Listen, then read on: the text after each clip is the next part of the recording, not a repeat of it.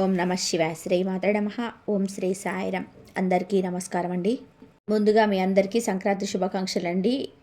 ఈసారి సంక్రాంతి పండుగ అనేది కీడుతో వస్తుంది. కొడుకులున్న వాళ్ళు గాజులతో ఈ పరిహారం అనేది తప్పకుండా చేయాల్సిందే, లేదంటే కీడనమాట. ఎందుకు అనేది ఈ వీడియో మీరు పూర్తిగా చివరి వరకు ఎక్కడ కూడా స్కిప్ చేయకుండా చూస్తేనే పూర్తి వివరాలన్నింటివి తెలుస్తాయి. ఇక ఆలస్యం చేయకుండా వీడియోలోకి అయితే వెళ్ళిపోదామండి. వీడియోలోకి వెళ్ళే ముందు మొదటిసారి మన ఛానల్లోకి వచ్చినట్లయితే మన ఛానల్ని సబ్స్క్రైబ్ చేసుకొని వీడియోకి ఒక లైక్ ఇచ్చి అయిపిచ్చి కింద కామెంట్ సెక్షన్లో ఓం నమ శివాయ అని చెప్పి కామెంట్ చేయడం మాత్రం అసలు మర్చిపోవద్దు. మనకి ఈ యొక్క సంక్రాంతి పండుగ అనేది మనం అన్ని పండుగలతో కన్నా చాలా పెద్ద పండుగగా జరుపుకుంటూ ఉంటాము. ఈ పండుగని మనం 4 రోజులు జరుపుకుంటూ ఉంటాం.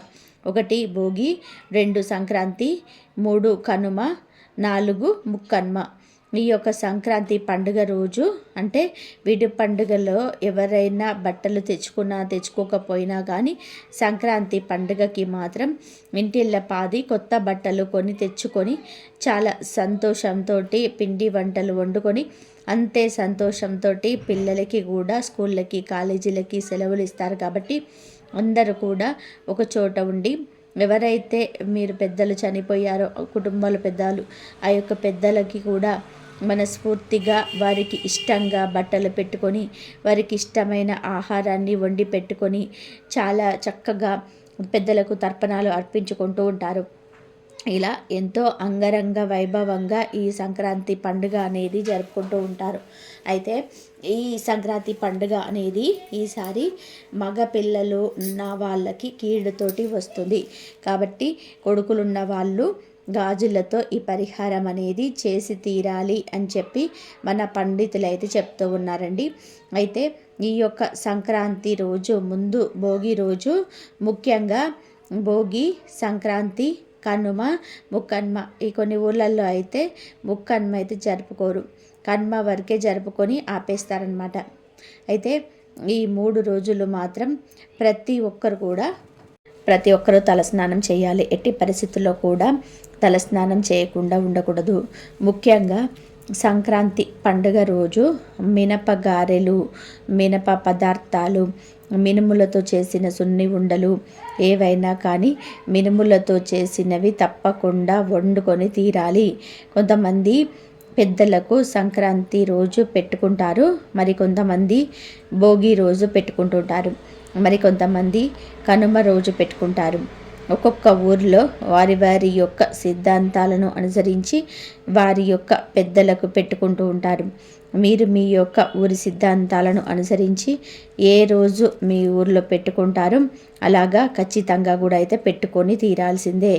ఎందుకు అంటే ఈ యొక్క సంక్రాంతికి మనకి భగవంతుడి ఆశీర్వాదం కంటే కూడా పెద్దల ఆశీర్వాదం అనేది కుటుంబానికి ఎంతో ఎంతో ఎదుగుదలను భవిష్యత్తు బంగారంలాగా మారేలా చేయడానికి అద్భుతంగా ఉపయోగపడుతుందన్నమాట.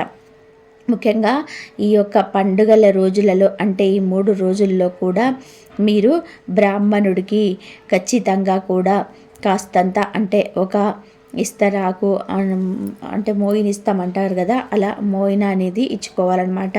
మోయిన అంటే ఏం లేదండి, ఒక 2 భోజనం బ్రాహ్మణులకు పెట్టినట్లుగా 2 ఇస్తరాకులు తీసుకొని అందులోనే కాస్తంత ఒక బియ్యం అంటే కొన్ని సోలడు కానీ లేదంటే సోలడు కంటే కొంచెం ఎక్కువ కానీ బియ్యం వేసుకొని ఎవరికి స్తోమత తగ్గట్టుగా వాళ్ళు బియ్యం వేసుకొని అందులోని ఉప్పు, కారం, చింతపండు, కూరగాయలు, సొరకాయ, గుమ్మడికాయ ఖచ్చితంగా ఉండేలా చూసుకోండి.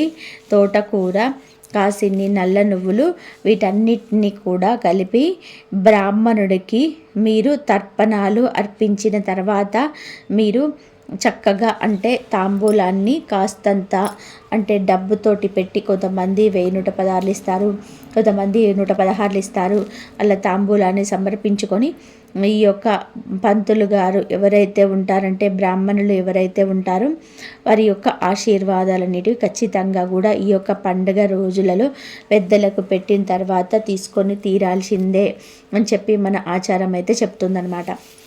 ముఖ్యంగా ఈరోజు చేయాల్సినది ఈ 3 రోజులు కూడా సూర్యోదయానికి ముందే నిద్ర లేవాలి. సూర్యోదయానికి ముందే నిద్ర లేచి చక్కగా వెనకటి రోజుల్లో అయితే నల్ల నువ్వులను పిండిగా చేసి ఆ పిండిని ఒళ్ళంతా కూడా నలుగులాగా పెట్టుకొని తర్వాత తలస్నానాన్ని చేసుకునేవారు.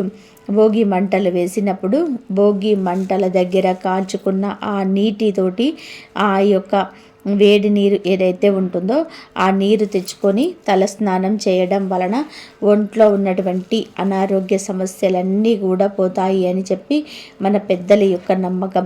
ఇప్పుడు ఎవరు కూడా అలా నల్ల నువ్వులు తెచ్చి పిండి వేసుకొని ఒంటికి నలుగు పెట్టుకొని చేయటం లేదు కాబట్టి ఖచ్చితంగా కూడా నువ్వుల నూనె కానీ శరీరం అంతా కూడా రాసుకొని ఒక అర్ధ గంట సేపు ఉంచుకొని సూర్యోదయానికి ముందే తలస్నానం చేయాలన్నమాట. ఈరోజు మీరు ఖచ్చితంగా కూడా వాకిట్లో మంచిగా ముగ్గులు పెట్టుకొని గొబ్బెమ్మలు పెట్టుకొని గొబ్బెమ్మలను ముగ్గును పసుపు కుంకుమతోటి అలంకరించుకొని పూలతోటి అలంకరించుకోవాలి. ఈరోజు ఇంటికి మామిడి తోరణాలు కట్టుకోవాలి. అలాగే బంతి పూల తోరణాలు కూడా కట్టుకోవాలి. ఈరోజు ప్రత్యేకించి ఇల్లంతా కూడా శుభ్రంగా రాళ్ళ ఉప్పు కలిపిన నీటితోటి శుభ్రపరచుకోవాలి. ఈ విధానంగా ఇల్లును ఈ యొక్క సంక్రాంతి రోజు ఖచ్చితంగా శుభ్రపరచుకోవాలి. ఈ యొక్క సంక్రాంతి పండుగ అంటేనే పెద్దల పండుగ, పెద్ద పండుగ. ఈ యొక్క సంక్రాంతి ముందు రోజులలోనే ఇల్లంతా కూడా బూజులు దులిపేసి చక్కగా ఇంట్లో సామాన్లన్నీ కూడా నీటిని అటక మీద అన్నీ దించి అటక మీద సామాన్లన్నీ కూడా శుభ్రపరచుకొని చక్కగా తుడిచిపెట్టుకుంటూ ఉంటారు. ఆ యొక్క విధంగా చేసుకుంటే మన యొక్క ఇంట్లో ఉండే జ్యేష్ఠాదేవి చెడు శక్తి, నకారాత్మక శక్తులు, కారశక్తులు అన్నీ కూడా వెళ్ళిపోతాయి. ఈ 3 రోజులు కూడా మీరు కాస్తిన్ని నల్ల నువ్వులు అనేటివి మీ యొక్క స్నానం చేసే నీటిలో వేసుకొని ఆ నీటితో స్నానం చేయటం వలన మీకున్నటువంటి శని దోషాలన్నీ కూడా పూర్తిగా పోతాయి. ఇంట్లో ఈ 3 రోజులు ఖచ్చితంగా కూడా మీ యొక్క దేవుని చిత్రపటాలన్నింటినీ కూడా పూలతోటి అలంకరించుకొని నువ్వుల నూనెతోటి దీపారాధన చేయాలి. చాలామందికి కూడా అనుమానం వస్తుంది, అసలు సంక్రాంతి పండుగ రోజు ఏ దేవుడికి మనం పూజ చేసుకోవాలి అనేది. సంక్రాంతి పండుగ రోజు ఈశ్వరుడి ఆరాధన చేసుకోవాలండి. ఈశ్వరుడికి ఈరోజు ప్రత్యేకంగా నల్ల నువ్వులు నీటితో అంటే నీళ్ళల్లో కాసిన నల్ల నువ్వులు వేసి ఆ నీతోటి తెల్లవారుజామునే అభిషేకం చేస్తారనమాట. కాబట్టి అటువంటి అభిషేకాన్ని మీ కళ్ళతోటి మీరు చూసినా కానీ మీకున్నటువంటి శని దోషాలన్నీ కూడా తొలగిపోతాయి. ఇలా ఈశ్వరుడికి ఆరాధన అనేది చేసుకున్న తర్వాత ఈరోజు ప్రత్యేకించి నారాయణ్ణి కూడా పూజ చేసుకుంటూ ఉంటారు. అలాగే శనీశ్వరుడికి ఈరోజు తైలాభిషేకం చేసి చక్కగా 8 నువ్వుల లడ్డూలను అంటే నల్ల నువ్వులు బెల్లంతో కలిపిన ఆ లడ్డూని 8గా చేసుకొని ఆ 8 లడ్డూలను పెట్టి నువ్వుల నూనెతోటి దీపారాధన చేయడం వలన మీకు ఎటువంటి శని దోషాలున్నా కూడా అన్నీ కూడా పూర్తిగా తొలగిపోతాయి. ఈరోజు ప్రత్యేకించి బ్రాహ్మణుడికి పెరుగును దానం ఇవ్వడం అనేది చాలా ముఖ్యమండి. ఈరోజు పెరుగుని ఎవరైతే దానంగా ఇస్తారో సంతానం లేని వారికి సంతానం కలుగుతుంది. అలాగే మా ఇంట్లో అందరూ కూడా ఆడపిల్లలే ఉన్నారు, అసలు మగపిల్లలే మాకు లేరు అని చెప్పి ఎవరైతే అనుకుంటున్నారో మాకు పుత్ర సంతానం కలగాలి అని చెప్పి సంకల్పించుకొని ఈరోజు మీరు బ్రాహ్మణుడికి కనుక పెరుగును దానం ఇచ్చినట్లయితే ఖచ్చితంగా కూడా మీరు అనుకున్న సంకల్పం అనేది సిద్ధిస్తుందన్నమాట. అలాగే ఈరోజు దేవాలయానికి వెళ్ళినా కూడా మీకున్నటువంటి కర్మ దోషాలు ఏవైతే ఉంటాయో ఆ దోషాలన్నీ కూడా పూర్తిగా తొలగిపోతాయి. అయితే ఈ యొక్క సంక్రాంతి కీడుతో ఎందుకు వస్తుంది, కొడుకులు ఉన్న వాళ్ళు ఏ పరిహారం చేయాలి అనేది ఇప్పుడు చెప్పుకుందాం. ముఖ్యంగా ఈ యొక్క సంక్రాంతి రోజు కొడుకులున్న వాళ్ళు ఖచ్చితంగా కూడా చెప్పిన ఈ చిన్న పరిహారం అనేది చేసుకొని తీరాల్సిందే, లేకపోతే కీడు. మనకి సంక్రాంతి అనేది అంటే ఆ మకర సంక్రమణం జరిగిన తర్వాత సాయంత్రం ప్రదోష సమయంలో అంటే 6 గంటల నుంచి 12 గంటల లోపు ఎవరైతే ఒక్క కొడుకున్న వాళ్ళైనా కానీ 2 కొడుకులు ఉన్న వాళ్ళైనా కానీ ఈ పరిహారం అనేది ఖచ్చితంగా చేసుకోవాల్సిందే. ఈ పరిహారానికి మీకు ఎటువంటి డబ్బు అనేది అవసరం లేదు. మన యొక్క హిందూ సాంప్రదాయంలో కొడుకులకి చాలా ప్రత్యేకత ఉంది. అలా అని చెప్పి అమ్మాయిలకు లేదు అని చెప్పడం లేదండి. కాకపోతే అమ్మాయిలు కొంచెం వయసు వచ్చిన తర్వాత ఒక ఇంటికి వెళ్ళిపోతారు. మన బాధ్యతలు అంటే పెద్దల బాధ్యతలు కొడుకులే చూస్తారు కాబట్టి, ఇంటి పేరును కూడా నిలబెడతారు కాబట్టి, వంశాన్ని వృద్ధి చేస్తారు కాబట్టి, ఆ కొడుకు పుష్టిగా పెరగాలి, బలంగా పెరగాలి అని చెప్పి ప్రతి తల్లిదండ్రులు కూడా కోరుకుంటారు. ఆ యొక్క ఉద్దేశంతో కొడుకులు ఎటువంటి అనారోగ్య సమస్యలకు గురి కాకూడదు, ఎటువంటి ప్రమాదాలు కూడా కొడుకు జరగకూడదు, కొడుకు చక్కగా మంచిగా బుద్ధితోటి నిండు నూరేళ్ళు ఆరోగ్యాలతో ఉండాలి అని చెప్పి ప్రతి తల్లిదండ్రులు కూడా కోరుకుంటుంటారు. అలా ఎవరైతే కోరుకుంటారో వారు ఖచ్చితంగా కూడా ఈ పరిహారం అనేది చేసుకొని తీరాల్సిందే అని చెప్పి మన పండితులు బల్లగుద్ది చెప్తున్నారు. లేకపోతే కీడు అని కూడా చెప్తున్నారు. ఎందుకు అంటే ఇప్పుడు ఒక వయసు వచ్చిన తర్వాత పిల్లలు మనం చెప్పిన మాట వినటం లేదు. అందులో మగ పిల్లలకి కాస్తంత దురుకు ఎక్కువ, స్పీడ్ ఎక్కువ. అలాగే ఇప్పుడున్న జనరేషన్ బట్టి వారి యొక్క చెడు అలవాట్లు అనేటివి ఏ విధంగా ఉంటున్నాయో మన కళ్ళతో మనం చూస్తూనే ఉంటున్నాము.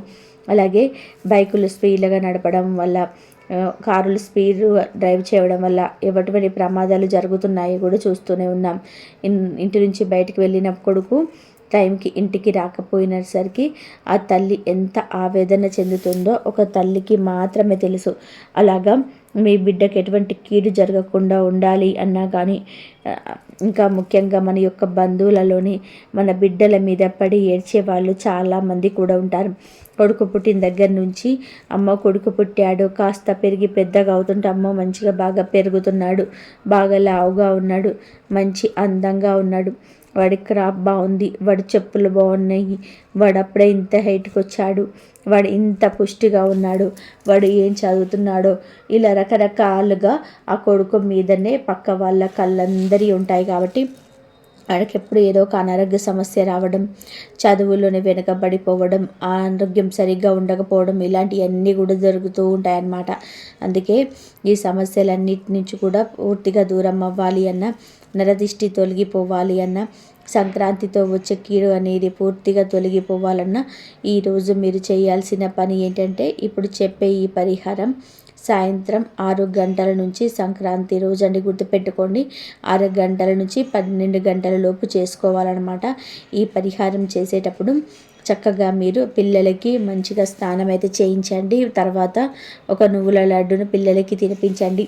అలాగే ఈరోజు మీ పిల్లలు మినుములతో చేసిన పదార్థం తినేలా చూసుకోండి. దానివల్ల వారి యొక్క శరీరానికి చాలా మంచిది. ఎవరైతే ఈ సంక్రాంతి రోజు మినుములతో చేసిన పదార్థాన్ని తిన్నారో వారికి భగవంతుడు ఇనుమును తినిపిస్తాడంట. కాబట్టి మనం వెనకటి నుంచి వస్తున్న సాంప్రదాయాన్ని గౌరవించడం మన బాధ్యత. కాబట్టి ఈరోజు మీ బిడ్డలకి ఖచ్చితంగా మినపగారెలు కానీ, మినప సున్నుండలు కానీ తినిపించే ప్రయత్నం అయితే చేయండి. ఇక ఈ పరిహారం చేసేవాళ్ళు చేతులకి ఎర్ర గాజులు వేసుకోండి. ఇది ఖచ్చితంగా తల్లి మాత్రమే చేసుకోవాలి. ఒకవేళ తల్లి దగ్గర లేని పక్షంలో ఎవరైతే అమ్మమ్మల దగ్గర, నానమ్మల దగ్గర పిల్లలు ఉంటారో వాళ్ళైనా సరే చేసుకోవచ్చు. అయితే చేతులకి కూడా ఎర్రటి గాజులు వేసుకోవాలన్నమాట. వేరే రంగు గాజులు వేసుకోకూడదు. ఎరుపు అనేది దిష్టి తీసేయడానికి చాలా అద్భుతంగా ఉపయోగపడుతుంది. అలాగే నెగిటివ్ శక్తిని దూరం చేస్తుంది. ఎరుపు అమ్మవారికి సాక్షాత్ ఇష్టమైన రంగు. ఎరుపులో ఆదిశక్తి యొక్క ఆశీస్సులు ఉంటాయి. కాబట్టి ఎరుపు రంగు గాజులు వేసుకొని తల్లి ఈ యొక్క పరిహారం అనేది చేసుకోవాలన్నమాట. గుర్తుపెట్టుకోండి. ఇంకా మిగతా వాళ్ళు కూడా, అంటే అమ్మమ్మలు, నానమ్మలు ఎవరైతే ఉంటారో వాళ్ళు కూడా ఎరుపు రంగు గాజులు వేసుకోవాలి అన్న విషయాన్ని గుర్తుపెట్టుకోండి. తర్వాత మీరు సాయంత్రం పూట అన్నం వండుతారు కదా, ప్రత్యేకంగా ఏమీ వండాల్సిన అవసరం లేదు. ఇంట్లో అందరికీ వండుతారు కదా, అలాగే వండండి. అలా వండిన అన్నంలో నిండుగున్న అన్నాన్ని ఒక 3 ముద్దలుగా తీసుకోండి. అందులో ఒకటి మామూలు అన్నం, అంటే తెలుపు రంగులో ఉంటుంది కదా అన్నము, ఆ యొక్క అన్నం ముద్దను తీసి ఒక పక్కన పెట్టుకోండి. తర్వాత పసుపు రంగు ముద్ద, అంటే మీరు అన్నంలో కొంచెం చిటికెడు పసుపు వేసి ఆ యొక్క ముద్దలాగా, అంటే ఆ పసుపు కలిపేసి ముద్దలాగా తయారు చేసుకొని అప్పుడు పసుపు రంగులో ఉంటుందన్నమాట ఆ ముద్ద అనేది. ఇప్పుడు మనము తెలుపు రంగు ముద్ద, పసుపు రంగు ముద్ద చేసుకున్నాం. తర్వాత వచ్చేసి ఎరుపు రంగు ముద్ద. ఎరుపు రంగు ముద్ద కోసం ఏం చేస్తారు అంటే ఎర్రటి కుంకుమను తీసుకోండి.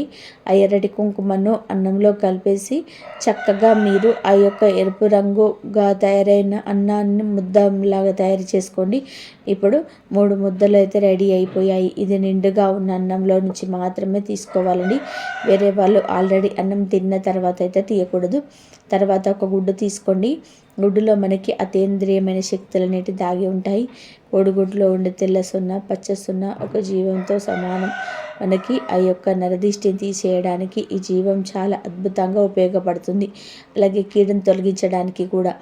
ఇప్పుడు ఒక స్టీల్ ప్లేట్ తీసుకొని అందులో 3 ముద్దలు పెట్టి దాని మీద కోడిగుడ్డును పెట్టి కోడిగుడ్డు మీద కాటుకతోటి ఇంటులాగా వేయండి. తర్వాత 3 ముద్దల మీద నల్ల నువ్వులు పెట్టండి.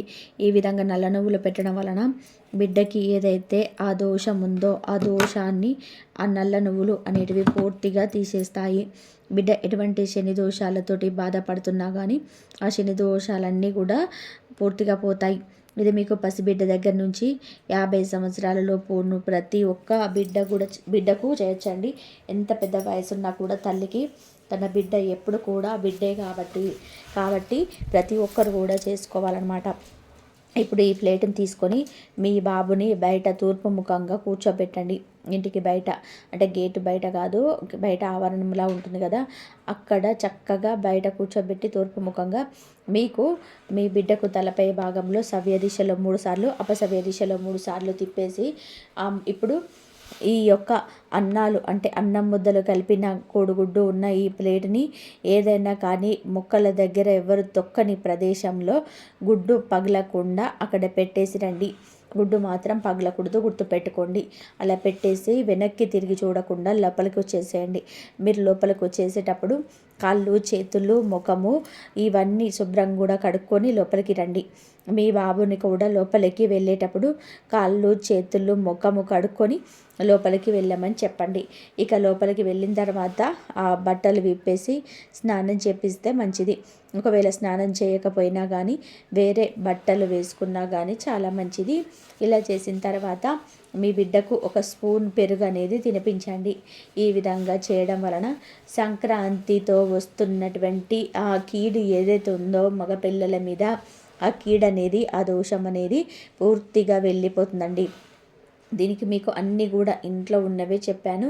ఏవి కూడా బయట నుంచి తెచ్చుకున్నవి పని లేదు. నువ్వులు మనకి ఎప్పుడు ఇంట్లోనే ఉంటాయి. అన్నం ఖచ్చితంగా వండుకొని తింటాము. అలాగే పెరుగు కూడా ఇంట్లోనే ఉంటుంది. ఇక నువ్వులు అంటే ఇవి ఉంటుంది కదా, గుడ్డు ఒక్కటే మనం బయట నుంచి తెచ్చుకోవాలన్నమాట. అలాగే ఈరోజు బూడిద గుమ్మడికాయ బ్రాహ్మణుడికి దానం ఇవ్వడం వలన చాలా చాలా మంచి ఫలితాలు అనేటివి కలుగుతాయండి. మాకు జీవితంలో అనేక రకాల సమస్యలు ఉన్నాయి. ఏ పని చేసినా కూడా పనిలో వెనకబడిపోవడం తప్ప ముందుకు రావడం అనేది జరగటం లేదు. ప్రతిసారి కూడా కష్టాలు వెంటాడి వేధిస్తున్నాయి. మాకు అనారోగ్య సమస్యలు ఉన్నాయి అని చెప్పి అనుకునేవారు. మీరు మామూలుగా అయితే ఇందాక బ్రాహ్మణుడికి భోజనం ఇవ్వాలని చెప్పాను కదా, ఆ మోయినతో పాటుగా మీరు ఈ యొక్క తీపి గుమ్మడికాయను కూడా మీరు ఆ యొక్క బ్రాహ్మణుడికి దానం అయితే ఇవ్వచ్చు. ఈరోజు దీపదానం చేసినా కూడా చాలా మంచి ఫలితం అనేది కలుగుతుందన్నమాట. కాబట్టి ఈరోజు బ్రాహ్మణుడికి దానం ఇవ్వడం వలన అద్భుతమైన ఫలితాలు అనేటివి కలుగుతాయి. అలాగే మీరు కందిపప్పు కూడా దానం ఇవ్వచ్చు. కందిపప్పు కొన్ని గ్రహాలకు అంకితం చేయబడుతుంది. ఎవరైతే రాహుకుజ దోషాలతో బాధపడుతున్నారో వారికి ఉన్నటువంటి ఆ రాహుకుజ దోషాలు తొలగిపోవడానికి కందిపప్పు దానం ఇవ్వడం వలన శుక్రుడి యొక్క అనుగ్రహం అనేది వారి జీవితంలో పెరిగి శుక్ర మహర్దశ మొదలయ్యి వారు ఏ పని చేసుకున్నా కూడా ఆ పనులలో చక్కగా కలుసుబాటుతనం అనేది ఉంటుంది. ఈరోజు ఖచ్చితంగా కూడా స్నానం చేసేటప్పుడు మీ భోగి రోజు కానండి, కనుమ రోజు కాదు, సంక్రాంతి రోజు గుర్తుపెట్టుకోండి. సంక్రాంతి రోజు స్నానం చేసేటప్పుడు చక్కగా నీళ్ళల్లో ఒక 1/2 టేబుల్ స్పూన్ నువ్వులను వేసుకొని ఆ నువ్వులతోటి స్నానం చేయండి. మీ పిల్లలకు కూడా ఖచ్చితంగా కూడా ఒక 1/2 స్పూన్ నువ్వులు వేసి ఆ నువ్వులు నీటితోటి స్నానం చేయించండి. దీనివల్ల శని దోషాలు, ఏలినాటి శని దోషాలు, అర్ధాష్టమ దోషాలు, పిల్లలకి కీడుతో వచ్చిన ఈ సంక్రాంతి దోషము ఇవన్నీ కూడా తొలగిపోతాయి. చాలా సింపుల్గా చేసుకోవచ్చు. ఎటువంటి సమస్యలు ఉండవు. ఇది చేసిన తర్వాత ఇక మీ బాబుకి ఎటువంటి ఇబ్బంది ఉండదు. మీ బాబు ఆరోగ్యాలతో నిండు నూరేళ్లుగా ఆనందంగా ఉంటాడు. అర్థమైంది కదండి. ఈరోజు ఈ వీడియో మీ అందరికీ కూడా నచ్చింది అనుకుంటున్నాను. నచ్చింది అనిపిస్తే వీడియోకి ఒక లైక్ ఇవ్వండి. లైక్ ఇచ్చిన వెంటనే హైప్ అని వస్తుంది, హైప్ ఇవ్వండి. కింద కామెంట్ సెక్షన్లో ఓం నమః శివాయ అని చెప్పి కామెంట్ చేయండి.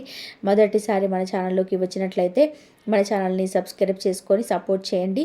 ఇది ప్రతి ఒక్కరికి కూడా ఈ వీడియోను షేర్ చేయండి. ఎందుకు అంటే ఎవరికైతే కొడుకులు ఉన్న వారు ఉన్నారో, ఒక కొడుకున్న, ఇద్దరు కొడుకులున్నా, ముగ్గురు కొడుకులున్నా కానీ వాళ్ళకి ఈ వీడియోని మీ యొక్క స్నేహితులలో కానీ, బంధువులలో కానీ, ఫ్యామిలీ బంధువులలో కానీ ఉంటారు కదండి, వాళ్ళకి కూడా వీడియోని షేర్ చేయండి. వారు కూడా తెలుసుకుంటారు, చేసుకుంటారు. ఇలా చేసుకోవడం వలన కూడా మీకు కొంచెం పుణ్యం అనేది వస్తుందన్నమాట. ఎందుకు అంటే మనకి ఏ అపాయం జరగకూడదు, పక్కన వారికి కూడా అదే జరగకూడదు అని ఎవరైతే అనుకుంటారో వారి వెనకాల ఖచ్చితంగా భగవంతుడి ఆశీర్వాదం అనేది ఉంటుంది. కాబట్టి వీడియోని తప్పకుండా షేర్ చేయండి. మరొక మంచి వీడియోతో మళ్ళీ కలుసుకుందాం. అంతవరకు కూడా పరమేశ్వరుడి ఆశీస్సులు మీ మీద, మీ కుటుంబ సభ్యుల మీద ఎల్లకాలం ఉండాలని మనస్ఫూర్తిగా కోరుకుంటూ ఓం సాయిరామ్.